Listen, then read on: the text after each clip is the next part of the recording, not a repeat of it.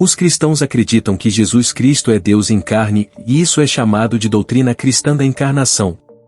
Por um lado, Cristo nasceu da Virgem Maria. Embora Jesus tenha tido uma concepção sobrenatural, ele teve um nascimento perfeitamente natural e, portanto, era verdadeiramente humano.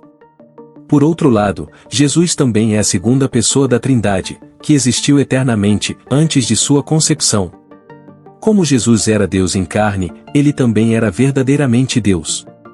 Sua mãe Maria é, portanto, chamada nos primeiros credos cristãos, de Mãe de Deus, ou a portadora de Deus. Isso não significa que Maria, de alguma forma, procriou Deus, ou que Deus surgiu como resultado da concepção de Maria, mas sim que Maria poderia ser chamada de portadora de Deus, porque a pessoa que ela carregou em seu ventre, e deu à luz, era divina. Mas isso apenas adia o problema um pouco, pois como Jesus pode ser tanto Deus quanto homem, como acreditam os cristãos? Se algo parece ser uma contradição, certamente é isso, pois as propriedades de ser divino e humano parecem se excluir mutuamente. Deus é autoexistente, necessário, eterno, todo-poderoso, onisciente, onipresente, e assim por diante.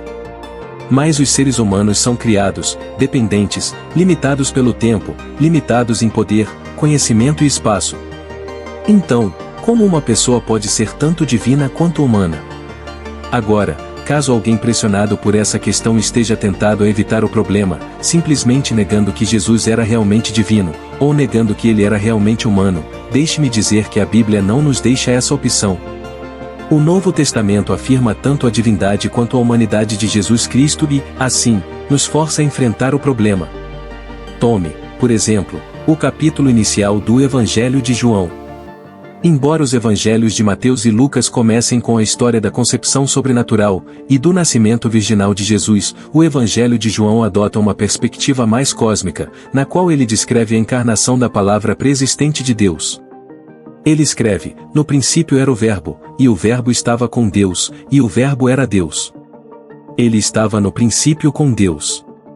Todas as coisas foram feitas por intermédio dele, e sem ele nada do que foi feito se fez.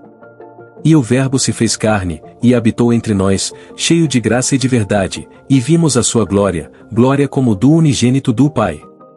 Aqui, João descreve Jesus como Deus, o Criador de tudo, que se fez carne, e entrou na história humana há cerca de 2000 anos, na terra da Judeia. Assim, a implicação é inescapável, assim como o problema que isso traz. Jesus era tanto humano quanto divino. À medida que gerações subsequentes lutavam para entender a doutrina da encarnação, algumas pessoas resolveram essa aparente contradição, apenas à custa de negar um ou outro polo do ensino bíblico. Grupos como os docetistas e os gnósticos, por exemplo, negaram que Cristo fosse verdadeiramente humano. Ele meramente parecia assumir forma humana. A carne de Cristo era meramente uma ilusão, ou um disfarce, e seus supostos sofrimentos eram meramente aparentes. Por outro lado, grupos como os adotionistas e os ebionitas, negaram a verdadeira divindade de Cristo. Jesus de Nazaré era apenas um homem, mortal, que Deus adotou como seu filho. Você já viu nosso vídeo sobre o Jesus histórico? Veja quando terminar esse aqui. Continuando, em oposição a esses grupos, a Igreja primitiva reiteradamente condenou como herética qualquer negação da humanidade ou divindade de Cristo, por mais misterioso ou contraditório que parecesse. Esses teólogos mantiveram firmemente a afirmação bíblica de que Jesus Cristo é verdadeiramente Deus e verdadeiramente homem. Com o tempo, surgiram na Igreja primitiva dois centros de debate teológico sobre a encarnação, um em Alexandria, Egito, e outro em Antioquia, Síria. Ambas as escolas de pensamento concordavam que Jesus Cristo era tanto humano quanto divino, mas cada uma oferecia uma abordagem distinta da encarnação. Tanto os teólogos alexandrinos, quanto os antioquenos, presumiam que as coisas possuem naturezas, ou seja, características essenciais que determinam sua identidade. Por exemplo, um cavalo tem uma natureza distinta de um porco, e ambos são distintos da natureza humana. Segundo o filósofo grego, Aristóteles, a natureza humana é ser um animal racional. Isso implica que um ser humano é fundamentalmente composto de uma alma racional, e um corpo físico. Essa concepção da natureza humana era compartilhada pelos teólogos de Alexandria e Antioquia. Além disso, nesta perspectiva, Deus também possui uma natureza que abrange características como autoexistência, eternidade, onipotência, onisciência, e assim por diante. Agora, a disputa entre Alexandria e Antioquia basicamente se reduziu a isso. Jesus Cristo tinha uma ou duas naturezas. Os teólogos de Alexandria argumentaram que o Cristo encarnado possuía uma natureza, que combinava propriedades humanas e divinas. Uma das propostas mais notáveis, provenientes dessa escola, foi apresentada pelo bispo Apolinário, falecido por volta de 390 d.C. Apolinário sugeriu que, na encarnação, Deus, o Filho, a segunda pessoa da Trindade, assumiu um corpo humano, resultando em Jesus Cristo possuindo um corpo humano, mas uma mente ou alma divina. Dessa forma, Deus veio a experimentar o mundo por meio de um corpo humano, e a sofrer nele, enquanto permanecia imaculado e infalível em sua pessoa.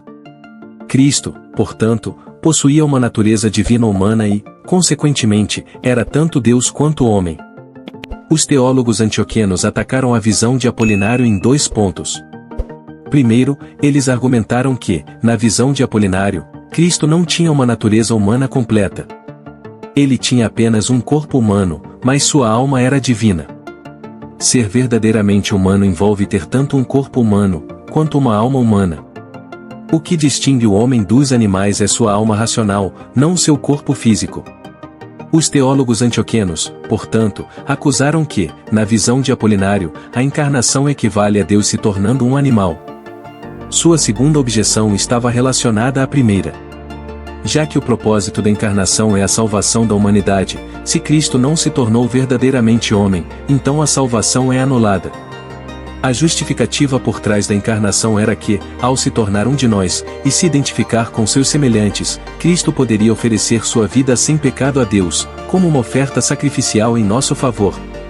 Na cruz, Jesus Cristo foi nosso substituto, ele suportou a penalidade do pecado que merecíamos. Jesus é, assim, o Salvador de todos os que colocam sua confiança nele. Mas se Cristo não é verdadeiramente humano, então seu sofrimento é nulo e sem efeito. Ele não poderia nos representar diante de Deus, e não há salvação. Ao negar a plena humanidade de Cristo, Apolinário, assim, minou a salvação através de Cristo. Por essas razões, no ano 377, a visão de Apolinário foi condenada como herética. Como você explica Jesus sendo Deus e homem ao mesmo tempo? Comente aqui.